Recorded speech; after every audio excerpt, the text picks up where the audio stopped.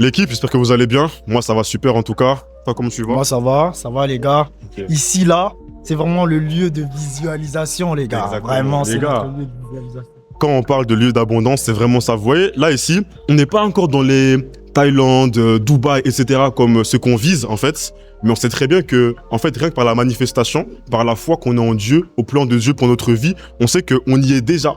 Ça veut dire que là, quand on est posé comme ça ici, là, on se croit tellement déjà dans les lieux qu'on vise à avoir, à visiter, tu vois. Là, on est près du Luxembourg, on n'est même pas encore dans les pays lointains là, mais dans nos têtes, on y est déjà. Ouais, en fait, c'est dans la tête. C'est Ouais. dans la tête. Tellement tu manifestes le truc, tellement tu le visualises que tu vis déjà ce moment-là. Tu vibres déjà, tu changes déjà l'identité. Tu Exactement. comportes déjà comme la personne que tu veux être. C'est ça. Et déjà cette personne-là, en fait, tu vois. C'est vraiment... Mais tu sais, moi, c'est, pour être honnête, ça fait depuis 2021 que je marche vraiment avec Dieu, dans ma relation avec Dieu. Mais à la base, moi, j'étais vraiment un gars qui croyait, mais pas un mec spirituel. En fait, il y avait cet appel spirituel, mais pas plus que ça. Et c'est vraiment avec le temps, surtout en 2025, que je me suis rendu compte que, en fait, manifester, le fait d'avoir une fréquence qui est élevée, c'est vraiment un level up. Parce qu'en fait, il y a un truc que je comprenais pas. Des fois, je voyais que je montais en fréquence par la manifestation, la visualisation, mais des fois, en fait, je voyais qu'il y avait du positif qui venait dans ma vie par cette fréquence que je maintenais, mais ça repartait aussi vite. Mais je me suis vraiment rendu compte en 2025 que, en fait, la fréquence, il faut vraiment lui laisser du temps. Et quand tu laisses du temps à la fréquence de pouvoir vraiment rester en toi, une fréquence qui est élevée, autrement dit, diminuer les frustrations, les plaintes et vraiment, en fait, penser que tu as déjà ce que tu veux avoir, comme la Bible dit, avoir foi que tu l'as déjà reçu. Quand tu penses comme ça, en fait, finalement, c'est là que ta fréquence, elle reste à une hauteur qui est suffisante et tu commences à attirer. C'est comme l'argent, c'est une énergie. En fait, tu pourras pas avoir de l'argent, tout est énergie. Tout est énergie, les gars. Tu pourras pas avoir maintenant de l'argent avec l'énergie de la fréquence de la pénurie de l'argent. En fait, c'est une énergie que tu attires, tu penses que tu l'as déjà et tu places chacun de tes moves en direction de ton goal. Et c'est comme ça que l'argent va venir à toi, avec les efforts. C'est pas simplement le fait de faire des rêves, non. Visualiser et agir, les gars. C'est toujours dans l'action, toujours. Tout est énergie, les gars, c'est très important. L'énergie, surtout, c'est important. Et surtout, trouvez et choisissez, les gars, la bonne énergie. Parce qu'il y a l'énergie positive et l'énergie négative. L'énergie négative, c'est celle-là qui est basse. C'est les vibrations, la peur, le doute. Restez toujours, en tout cas, essayez de toujours rester au niveau de l'énergie positive. C'est cette-là qui va te mettre dans la bonne fréquence et qui va vraiment t'emmener, te diriger vers là où tu veux être. Vraiment. C'est ça, mais tu sais, c'est vraiment deep, hein, parce que moi, depuis, on parlait de fréquence, et même à la base, moi, comme je suis un chrétien, quand on parlait de fréquence à la base, ça me parlait pas. Mais qu'est-ce qu'il me veut avec la fréquence, tu vois? Mais fréquence de quoi, en fait, tu vois? Mais en fait, quand tu ouvres la parole de Dieu, la Bible, la foi, en fait, il y a un lien énorme avec la fréquence intérieure. Mais il faut vraiment, en fait, être spirituel et pas être un chrétien scolaire et s'arrêter vraiment aux paroles que tu lis avec tes yeux. Il faut que tu puisses vraiment lire avec ton esprit. Parce que maintenant, quand tu arrives à une dimension de foi qui est super élevée, c'est là que, en fait, les frustrations, elles vont partir, elles vont se diminuer et toutes ces énergies négatives vont tellement descendre que tu vas être reconnaissant envers Dieu pour ce qu'il permet dans ta vie. Et sur base de ça, c'est là que tu verras vraiment que cette fréquence pourra se maintenir. Mais comme je l'ai dit juste avant, il faut que la fréquence puisse rester à un haut niveau pendant longtemps. Il faut lui laisser du temps. Je connais plein de personnes qui se plaignent. Ah, mais je monte en fréquence, il n'y a rien qui se passe. C'est pas lundi, après mardi, tu te réveilles, les frustrations. Tout le temps. Laisse ça tout le temps. Positive, vraiment de manière cohérente, tu vois. Vraiment, c'est tout ça, en fait. Vraiment de manière cohérente, comme tu le dis, de façon cohérente, parce que maintenant, si tu penses que c'est de la magie, tout ça, tu vois, visualiser, ça va rien marcher. Je l'ai essayé auparavant, il y avait aucun résultat, 0,0.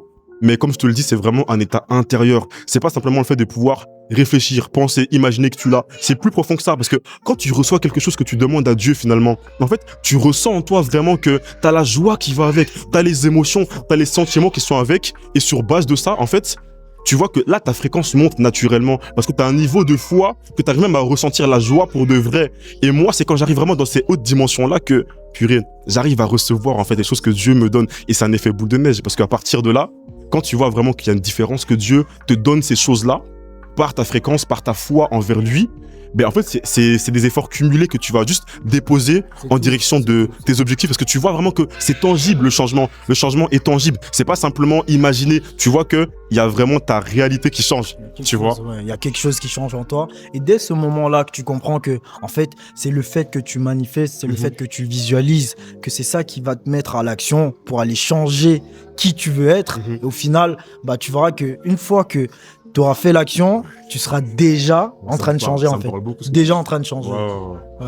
Et toi, comment tu vois un petit peu cette affaire de fréquence en tant que chrétien? Comme j'ai parlé de moi, ma vision par rapport à la fréquence, vraiment, pour être honnête avec toi, depuis longtemps, j'avais du mal un petit peu à accepter ça. On m'en parlait, etc. Mais je me disais, fréquence, c'est pas biblique, tu vois. Mais en fait, comme je disais, moi, c'est vraiment, avec le temps, je me suis rendu compte qu'il y a un lien énorme avec la parole de Dieu, et c'est exactement ça, mais juste que le terme fréquence est appelé différemment dans la parole de Dieu. Mais toi, pour toi, c'est quoi un peu ta vision par rapport à ça, hein, comme tu es chrétien aussi, par rapport aux fréquences? Moi, de base, hein, moi, je suis dans l'idée où si quelque chose me fait vibrer, c'est là où je vais aller. Quand ça me fait vibrer, quand je ressens vraiment l'énergie qui te dit oui, c'est là que tu dois aller, moi j'y vais, sans aucun doute. Et dans le sens spirituel avec Dieu, je me dis, ok, si Dieu il met ça en moi, s'il met cette idée-là, s'il met ce truc-là qui me brûle, qui me chauffe, alors ça veut dire qu'il y a quelque chose derrière. Alors je vais aller là. C'est fort. Donc je vais là parce que je sais qu'il a mis ça en moi. Du moment où il a mis ça en moi, je fais confiance en Dieu, je dis, Seigneur, ok, j'y vais. C'est fort ce que tu dis.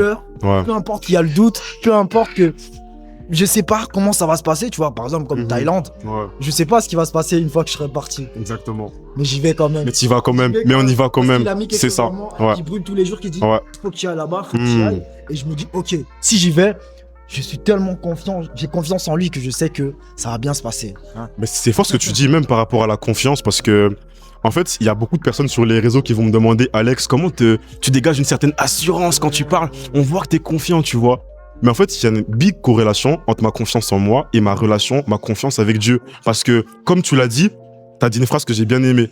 Tu as dit ce qu'il a déposé en moi. Et en fait, les gars, il faut vraiment comprendre une chose, c'est que, en fait, les choses que Dieu il a déposées en vous, ça ne vous appartient pas à vous.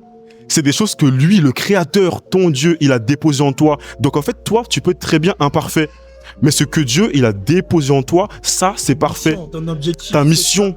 Que tu as été créé pour faire. Voilà, parce que ça, c'est à la hauteur de Dieu. C'est pas ta hauteur à toi, c'est lui qui l'a déposé en toi. Donc là, maintenant, moi, quand je me pose, je me dis, Alex, ok, je suis coach, je sais en fait la valeur que Dieu, il m'a donnée. Je connais mes compétences, je sais comment Dieu me voit.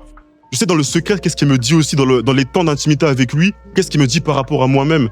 Et à partir de là, comment tu veux que je puisse douter de moi, finalement?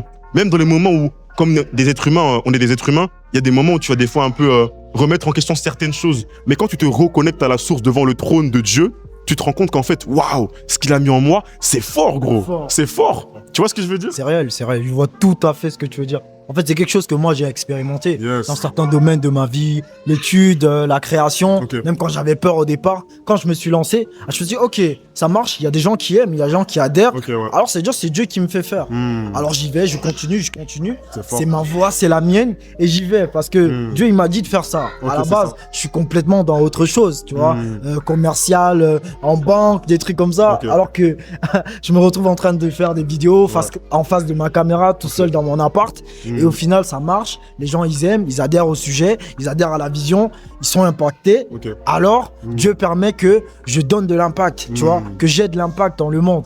Alors, c'est peut-être fait pour moi. Pas que c'est peut-être, c'est fait pour moi, tu vois. Mais c'est fort, Steve. Tu sais, moi, j'ai une question à te poser par rapport à ça. C'est sur les réseaux, je pense que quand on cumule un peu Instagram, TikTok, etc., même peut-être YouTube, je pense que tu as environ 400 000 abonnés. Et j'ai une question par rapport à ça. En fait, à la base, quand tu as démarré de zéro, c'était quoi ta vision? Est-ce que tu as manifesté, visualisé ou même pas? Juste tu t'es laissé transporter par rapport à ce que Dieu l'a déposé en toi et en fait, tu es arrivé à ce stade-là. Comment tu vois les choses par rapport à ça? Quelle est ta vision, surtout à ce moment-là? Justement, à propos de ça, justement, comme je te disais, c'est vraiment quelque chose que Dieu il met en toi. Du moment, en fait, c'est la petite voix. On va dire c'est le subconscient. Par exemple, quand tu fais des rêves, c'est pas toi qui veux faire ce rêve. Parfois c'est Dieu, parfois c'est ton imagination, parfois tu sais pas vraiment d'où ça provient. C'est à toi de voir le discernement, de se dire est-ce que c'est mon subconscient? Est-ce que c'est Dieu? Est-ce que c'est moi qui cherche? Parce que la Bible dit que les rêves, c'est une multitude de pensées. Mais comme tu dis, il y a aussi les rêves qui sont des songes que Dieu envoie. Et il faut savoir discerner. Comment discerner? À travers ta relation avec Dieu dans l'intimité. Et plus tu te rapproches de lui, plus il va te parler par rapport à ça. Parce que la Bible dit que plus tu cherches le royaume des cieux, cherche d'abord le royaume des cieux et le reste te sera donné par-dessus tout. C'est pas chercher le reste et le royaume. Non, cherche d'abord le royaume des cieux et le reste te sera donné par-dessus tout. Et c'est fort en fait. Ouais, donc au final, une fois que j'avais ça, ça me faisait vibrer. Je me disais, faut que je poste sans savoir pourquoi. Et je me suis dit, ok, là, c'est le moment, je vais me lancer. J'ai fait quoi? J'ai fait 6 mois avant de poster ma toute première vidéo. Wow. J'étais là, je doutais, mais voilà, il a fallu que je sorte de ma zone de confort. Je me dis, ok, là, c'est le moment, faut que je poste. J'ai commencé avec des vidéos comme ça, je filmais à distance. Après, le temps est passé, j'ai pris confiance. Plus encore, Dieu me donnait l'assurance. Après, bam, je suis passé au face caméra. Plus ça avait de l'impact, plus j'avais des résultats. Et je me suis dit, ok, là, c'est vraiment ce que je dégage, vraiment moi, ce que je partage. Il y a des gens qui adhèrent, il y a des gens qui aiment. Et alors, je continue à faire le truc, quoi, tu sais, vraiment. Mais c'est fort parce que je pense que ton message là, ce qu'on dit là maintenant, ça va vraiment résonner, faire écho auprès de beaucoup de personnes parce que il y a beaucoup de personnes qui pensent que en fait, il faut d'abord sentir la chose avant de pouvoir passer à l'action et que le reste va en découler. Ouais. Les gars, comprenez qu'il n'y a pas de bon moment. En fait, le bon moment, c'est à partir du moment où vous avez la vision. Et quand vous avez la vision, Dieu la dépose pour une bonne raison. La vision, tu dois la transformer en réalité. Comment? Par le passage à l'action. Au début, faut assumer une chose. Tu vas être gaze, tu vas être nul. Tu vas peut-être rater ce que tu vas faire. Peut-être ça va être la honte, ok? Même une simple vidéo, comme on fait là maintenant, peut-être tu vas bégayer 50 fois. Tu vas galérer. Combien de fois avant de me lancer dans le contenu, je bégayais, j'arrivais pas à parler correctement. Mais je me suis pas découragé, malgré les pensées de est-ce que ça va le faire ou pas? J'ai toujours continué encore et encore. Et à force de pouvoir répéter, tu t'améliores parce que la répétition crée l'amélioration. C'est pas la réflexion qui crée l'amélioration, c'est la répétition. Parce qu'en fait, la réflexion, vraiment le fait de pouvoir trop être dans la réflexion, ça va justement créer la stagnation, ok? Et c'est pas la même chose. Donc maintenant, choisis ton camp, la stagnation ou bien l'amélioration, ok? Moi, personnellement, je choisis le passage à l'action. Et toi? Passage à l'action, les gars. Okay. Et une seule chose, les gars, n'oubliez pas, pour être expert dans votre domaine, il faut faire la même chose 10 000 fois. Vraiment, il faut répéter. C'est très important, les gars. Yes. Juste, si vous voulez faire un truc, faites-le, mais à répétition. Encore et encore, sans s'arrêter. Même s'il y a le doute, même s'il y a les critiques, peu importe. C'est ça. Il y en aura toujours. Même maintenant, on est en train de parler, on n'est pas à 100% de ce qu'on veut être. Exactement. On n'est même pas à 50%. Ça se trouve, on est à 20% de ce qu'on sera ou ce qu'on veut être. C'est ça. Mais ça n'empêche pas qu'on passe à l'action. Yes. Malgré la peur, malgré le doute, malgré l'imperfection, on passe quand même à l'action et on cherche quand même à impacter ceux qui veulent écouter ce message-là. Tu vois, ceux qui veulent écouter ce message-là. Ça se trouve, c'est toi qui vas l'écouter et ça se trouve que ça t'était destiné et que à partir de ce moment, bam, il y aura le déclic en toi. Ah, c'est fort ce que tu dis. Moi, vraiment, en tout cas, je pense qu'il n'y a pas de hasard. Moi, je suis de la team no hasard, ça n'existe pas, tu vois. J'ai même un bro à moi qui dit que quand il y a trop de hasard, c'est qu'il n'y a pas d'hasard, tu vois. Donc, il va se reconnaître, en tout cas, s'il regarde la vidéo, il la regardera. En tout cas, les gars, choisissez votre camp là maintenant. Soit le passage à l'action, soit la stagnation. Perso, moi, je prends le passage à l'action. Steve? Step by step, passage à l'action toujours et encore, les gars. Donc, les gars, là maintenant, abonnez-vous en tout cas, si vous voulez vraiment plus de contenu par rapport à tout ça, manifestation, visualisation, en fait, tout ce qui va vous permettre de pouvoir devenir une meilleure version de vous-même. Donc là, maintenant, activez la cloche. Si vous voulez, les gars, on n'est pas là pour mendier. Soit tu es dans la team, soit tu l'es pas, tout simplement. En tout cas, nous, on avance avec ou sans toi, les gars. Donc, let's get it. Let's get it. Let's go, les gars. Okay. Prenez soin de vous, les gars, et toujours allez chercher vos objectifs. Et même pas, suivez juste votre système pour atteindre votre objectif. Exactement. C'est le plus important, les gars. Hein? Merci bro pour la vidéo en tout cas, merci pour le message, c'est très très fort. Ça va péter. On va chiller, on va profiter les gars. Ouais, c'est important. Toujours, comme si on était là où on veut être. Nous y sommes déjà les gars. Nous y sommes les gars. Let's get it. Comment man?